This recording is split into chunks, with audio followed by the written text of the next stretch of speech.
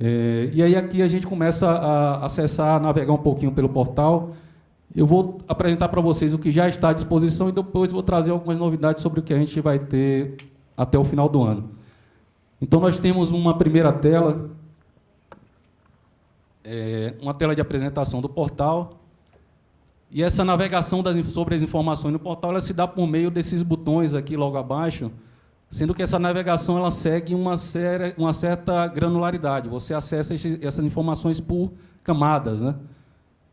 Então, nós temos uma visão geral, uma visão de item de custo que detalha os custos da unidade, uma aba própria para tendência, uma aba para relatórios, visão comparativa e suborganizações.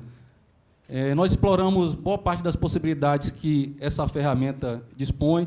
Como eu disse, o Tesouro Gerencial, o Sistema de Informação de Custos, que é esse mega banco de dados, usa o MicroStrategy.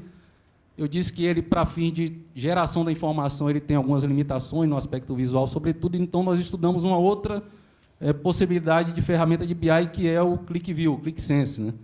Que apresenta um visual mais interessante, que é esse aqui que vocês estão vendo. Se você acessar o Tesouro Gerencial, o SIC, você vai gerar o relatório com aquela cara de planilha, né? Tá? Então, aqui a gente já começa a dar um visual mais interessante e mais acessível, sobretudo para o gestor da informação. Então, no que nós fizemos sobre explorar as possibilidades, o portal ele é bilíngue, e aqui tem um botãozinho que ele traduz boa parte do conteúdo textual do portal. Esse izinho aqui, você tem acesso ao manual do portal, é um PDF explicando toda a metodologia que a gente aplicou para construir isso aqui. Qualquer dúvida você vai poder sanar por meio do manual, muito provavelmente. E aí, no que nós chamamos de aba visão geral, você começa a ter uma visão, como dito, geral sobre os custos do departamento, do grande departamento que está sendo avaliado, né? Então, a navegação ela se dá por filtros. Nós temos aqui alguns filtros aqui à esquerda. Vocês não estão enxergando bem, mas qual que é a lógica aqui? Nós temos um primeiro grande filtro, que é a seleção da organização. Hoje, nessa base de dados aqui, nós temos cerca de 160 órgãos e entidades à disposição para ser consultados, né? Nós segregamos a administração indireta da direta. Então, o Ministério da Fazenda, por exemplo, ele está separado da administração indireta. Você enxerga Banco Central, CVM, SUSEP, os órgãos da administração indireta, em razão da independência administrativa e financeira, você enxerga de forma separada. Então, você seleciona o órgão, seleciona um outro filtro de tempo. A informação está disponível desde 2015, coincidindo com a publicação do PCASP, que foi quando nós tivemos uma informação mais íntegra, a contabilidade mais voltada para controle do patrimônio, ao contrário do que acontecia antes, mais voltada para controle do orçamento. Como custos é consumo de patrimônio, então nada mais justo de que o ponto de partida fosse 2015, quando da publicação do PCASP, né? Eu selecionei aqui a Anatel, Agência Nacional de Telecomunicações. Então, nós temos uma primeira visão do custo de um período aqui, 2018, selecionado, o grande número, e nós começamos a fazer algumas segregações sobre esse grande número, né? E algumas classificações sobre a informação também. Uma primeira delas foi fatiar o custo entre custo controlável e não controlável. Aqui entenda-se controle como aquele insumo em que o gestor tem uma influência maior sobre o consumo, seja qualitativa ou quantitativa. E aqui o custo de pessoal ativo, encargos patronais, demais custos, e essas roscas aqui são os primeiros grandes grupos de custos aqui consumidos pela Anatel no universo de 2018. Apoio administrativo, passagens, vigilância e demais serviços de terceiros, né? Uma outra informação interessante, nós... Oi? Opa, desculpa. Outra informação no que nós falamos sobre explorar a ferramenta, nós também temos um botãozinho aqui que converte o custo para dólar e euro, né? Então, ela vem em real e com esse botãozinho aqui você converte. A gente fez um link direto com o Banco Central para fazer essa conversão. Então, nessa navegação em camadas, né, granular, nós avançamos para entender melhor quais são aqueles itens de custos da Anatel, né? Então, nós temos o primeiro grande gráfico de barra. Vocês não estão enxergando bem aqui, mas são cerca de 27 itens de custos que nós criamos, 27 insumos, né, agregações de insumos, para serem avaliados. e fizemos uma série de classificações para auxiliar melhor o olhar do gestor, né? Como eu disse, custo controlável, não controlável, custo atribuível a pessoal, são aqueles insumos em que o pessoal, a força de trabalho, tem uma influência no consumo. E uma outra classificação chamada custo de funcionamento, que são aqueles insumos em que o órgão, a entidade, precisa operar para se manter em atividade. Esses cerca de 27 itens de custos, que são esses aqui relacionados, eu selecionei aqui, mais uma vez, Anatel, estou selecionando diárias e passagens, e eu estou enxergando aqui, ao longo dos 4 anos, desde 2015, né, cada cor aqui de barra do gráfico é um ano diferente, o consumo de diárias e passagens da Anatel dentro desse período, o menor consumo mensal, o maior consumo e a variação média entre o ano atual e o ano anterior. Para compor esses itens de custo, nós identificamos varremos toda a base de dados da classificação orçamentária da categoria econômica da despesa, porque a natureza de despesa econômica nos permite identificar melhor qual o objeto do gasto. Então, dessa forma, nós identificamos o pessoal ativo, encargos patronais, tecnologia da informação, água, esgoto, energia, telefonia, COP, enfim. Uma série de itens de custos que, na avaliação que nós tivemos no âmbito da nossa coordenação, poderiam ser interessantes para serem enxergados com essa forma de agregação. Aqui você tem a informação sobre como é que foi composto esse item de custo. Então, eu estou aqui selecionando diária e passagem. A composição de diária e passagem são cerca de 20 e poucas naturezas de despesa detalhada. Então, todas elas aqui bem transparentes, né? Essa informação também está lá no manual. No manual tem um anexo com toda a composição desses itens para quem quiser consultar de forma mais detalhada.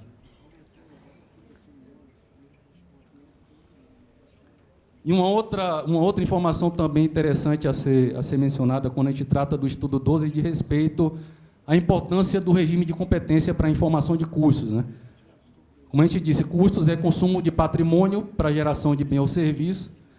A gente precisa identificar em que momento aconteceu o fato gerador do consumo desse patrimônio.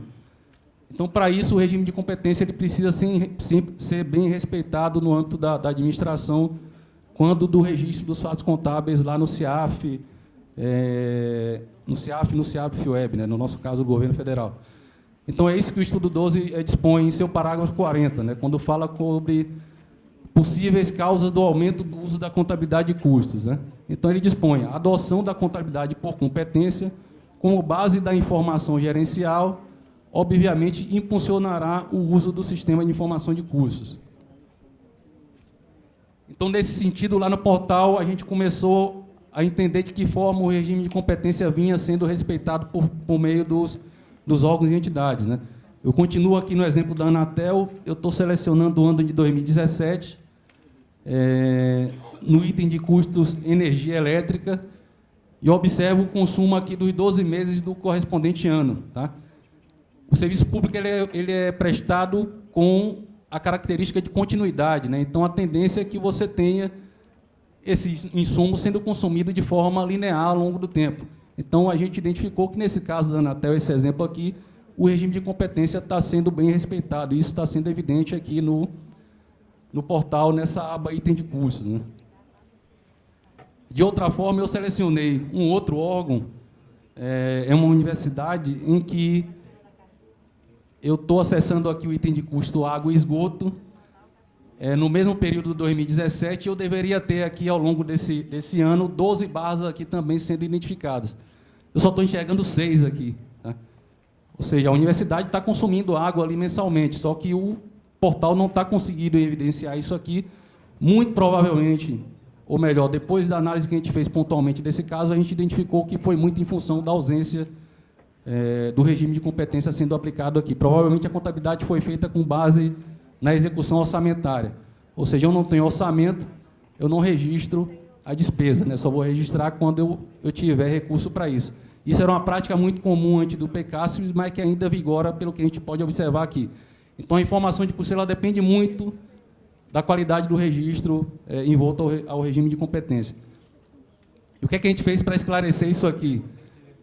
A gente acessou essa mesma universidade, no mesmo item de custo, água e esgoto, lá no CIAF, né, no CIAF-Web, que é o sistema que identifica esse registro do fato contábil, e por meio do registro pontual lá no CIAF, nós acessamos o registro de água e esgoto em todos os 12 meses, e havia um campo textual que permitia identificar que, na verdade, o consumo foi esse aqui em laranja, né? Então, o azul são as mesmas barras, mas nós identificamos lá no CIAF que o consumo real é esse aqui. Então, vejam a importância do regime de competência para a informação de custos, né?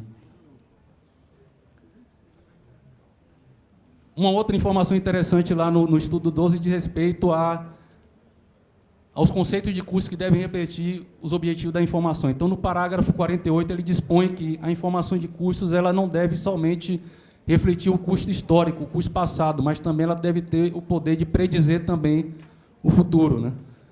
Então, nesse sentido, nós criamos uma aba própria lá no portal chamada de tendência para tentar predizer alguns meses adiante sobre o consumo daqueles itens de custo que eu mencionei.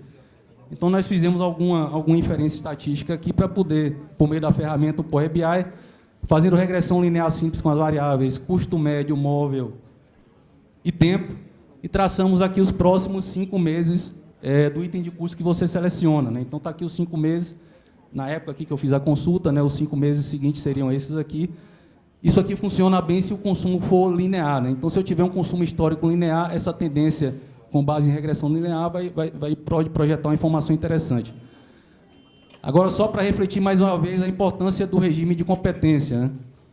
Eu estou fazendo a mesma consulta de tendência onde o regime de competência não foi respeitado. Então, essas ausências de barra aqui são lacunas que prejudicam totalmente a informação preditiva que a gente tentou traçar. Então, você pode observar aqui que provavelmente não houve registro aqui porque não tinha orçamento e o registro se acumulou em mês seguinte. Então, você não tem informação do consumo no mês e ela aparece 2, 3 meses depois e acaba prejudicando toda a informação qualitativa que o gráfico dispõe a apresentar. Isso aqui foi o que a gente viu até agora, é o que está à disposição de vocês lá no portal, basicamente, tá? Eu vou trazer agora algumas novidades sobre o que a gente está trabalhando para poder publicar para vocês até o final do ano. Aí, para isso, eu trouxe aqui no capítulo 2 sobre o uso da contabilidade de custos. O estudo 12 ele dispõe sobre os propósitos da informação de custos, né? Quais são os propósitos da informação de custos no governo? Elaboração de orçamento, lembrando o seguinte, os propósitos no que diz respeito à evolução da contabilidade de custos, que deixou de ser aquela ferramenta para controle de inventário, para controle de estoque, né? Então, a informação de custos passou a evoluir para ter funções gerenciais. E que principais funções gerenciais são essas? Elaboração do orçamento, controle e redução de custos, estabelecimento de preços e tarifas, decisões sobre escolhas econômicas, medição de desempenho e avaliação de programas. Eu vou dar uma opinião bem pessoal sobre isso aqui, pelo que a gente tem acompanhado ao longo dos anos, tá? Eu acho que o que está ao nosso alcance, mais imediatamente, é controle e redução de custos. Falar em informação de custos para elaboração de orçamento, a gente começa a falar sobre um tema delicado, ainda incipiente para a gente, que diz respeito ao orçamento por competência. É um cenário ainda bem distante. Estabelecimento de preço e tarifa e decisão sobre escolha econômica depende muito de um conceito chamado custo total. Isso significa identificar todos os insumos que você utilizou para poder gerar o seu bem ou serviço. A gente sabe que, na realidade que a gente tem, é uma realidade um pouco distante ainda dos órgãos, então, estabelecimento de preço e tarifa e decisão sobre escolha econômica se apresenta um pouco distante também. Medição de desempenho depende de variável física, depende de saber o que é que eu entrego efetivamente. A gente só sabe o que é que a gente consome, com a limitação ainda de que o regime de competência não é respeitado na plenitude, então a gente só tem informação da variável financeira. Gastar mais não necessariamente quer dizer que é ruim. Eu posso gastar mais, entregar mais, posso gastar menos, entregar menos. Então, eu preciso ter essa variável física para ter medição de desempenho, eficácia, eficiência, tudo isso depende de variável física. E a avaliação de programa também, da forma como o nosso orçamento é elaborado e executado, também se apresenta distante. A exemplo do custo de pessoal. Eu estou lotado lá no Ministério da Fazenda, posso trabalhar em mais de um programa, devido à transversalidade que existe na classificação orçamentária. Eu não tenho como, o meu custo de pessoal não tem como ser identificado propriamente em qual programa eu estou efetivamente trabalhando. Então, também é uma realidade distante. Eu entendo que a gente tem que atacar, que é o que está mais ao nosso alcance, controle e redução de custos, tá? Nesse sentido, o que é que nós observamos no estudo 12, no parágrafo 48? Uma alusão muito forte à comparabilidade, benchmark entre entidades e unidades organizacionais, né? Nesse sentido, nós planejamos uma nova aba para poder se estabelecer comparação entre unidades organizacionais, desde que elas tenham atividades afins, claro, né? Então, a gente fez aqui um breve exercício. Eu estou selecionando aqui 4, 5 agências reguladoras, as agências em que pesem acompanharem setores, segmentos diferentes, mas ela tem praticamente a mesma finalidade, normatização e fiscalização. Então, a gente poderia fazer algum tipo de comparação sobre elas. Então, eu estou aqui com o custo médio por servidor de cada organização, a força de trabalho de cada organização e o chamado CAP, custo atribuível ao pessoal de cada organização. Que tipo de diferença que a gente fez sobre isso aqui por meio desse botãozinho que a gente está trabalhando, né? Como é que o sistema vai funcionar? Você seleciona 5 organizações, o sistema vai identificar automaticamente qual aquela organização que possui o menor custo médio por servidor, tá? Aquela que possui o menor custo médio por servidor, ela passa a ser a referência, uma espécie de custo padrão, né? Então, ela vai ser a minha referência, esse seria o meu custo médio para ser comparado para fim de análise. Então, diante do custo médio por servidor, no caso ali da ANAC, eu pego o meu quantitativo de servidores, multiplico pelo custo médio por servidor e vejo se o meu custo, o resultado do meu custo real, ele é bem diferente do esperado, né? Então, é esse tipo de análise que a gente está fazendo aqui. Então, a gente tem aqui, por exemplo, na Anvisa, um desvio grande, na NTT também, e na Anatel, praticamente o mesmo custo esperado e custo real.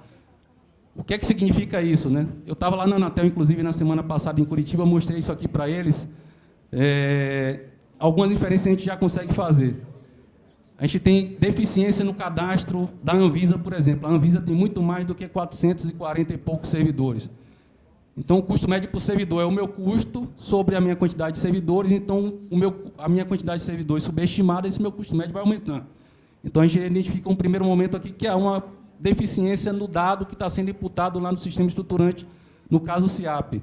Mas, caso esse dado ele esteja correto, né, essa análise, sim, ela é possível para identificar um cenário que precisa ser melhor observado, já que você tem organizações com finalidades parecidas, com consumo de recursos bem distintos, né? Então, é um cenário, uma indicação que precisa ser melhor investigada.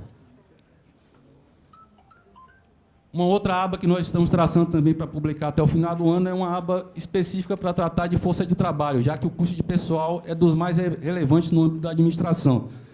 Nós acessamos o DW do CEAP, o Sistema de Administração de Pessoas do Governo Federal, e trouxemos algumas informações, distribuição por sexo, faixa etária, quantidade de servidores da organização selecionada, quantos são requisitados e quantos estão cedidos, né? A formação sobre cargos e funções, e uma outra informação interessante que diz respeito a custo por área de atuação. Então, nós lá no CIOG, aquele sistema que eu disse que trata de estrutura organizacional, nós disponibilizamos ao órgão a possibilidade de identificar a área de atuação desses órgãos, como finalística ou suporte.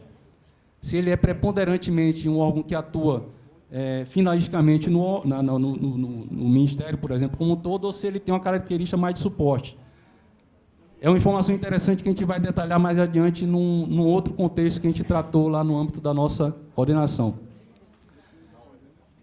O que eu mostrei até aqui foi o que está à disposição de vocês lá no portal e algumas novidades que a gente vai conseguir publicar até o final do ano. Aí a gente decidiu já esse ano ser um pouco mais ousado no que a gente tem trabalhado, além do portal. Para encerrar, meu tempo já esgotou, eu passei da conta aqui, mas vale a pena a gente abordar isso aqui, eu vou tratar bem brevemente. Eu falei que, dentre os propósitos da informação, um que a gente entende que pode ser mais alcançável é o de controle e redução de custos.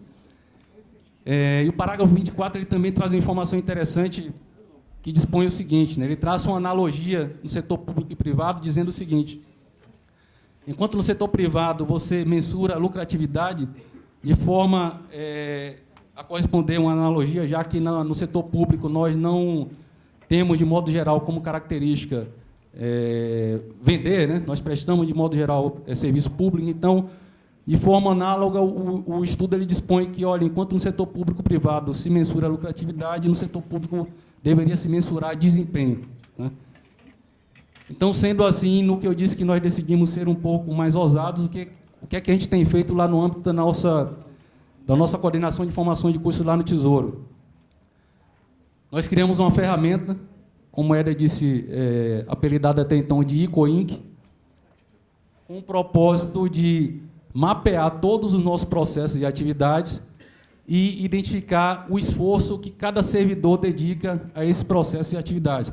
Como eu disse, o custo de pessoal é dos mais relevantes, apesar de ser uma despesa orçamentária obrigatória, é um custo que a gente consegue ter algum manejo sobre ele. O Éder até deu exemplo sobre dimensionamento de força de trabalho. Então, o que é que a gente tem feito lá desde 1º de janeiro de 2018? Como eu disse, nós mapeamos todos os processos e atividades e todo servidor, diariamente, estima o seu esforço a essas atividades. Então, o meu dia de trabalho aqui hoje está lá identificado na ferramenta como uma determinada atividade vinculada a um processo de, acho que, divulgação e capacitação, acho que é algo assim. Então, eu seleciono o dia, a área de atuação, se é finalística ou suporte, o macroprocesso, a atividade e estimo o meu esforço a essa atividade.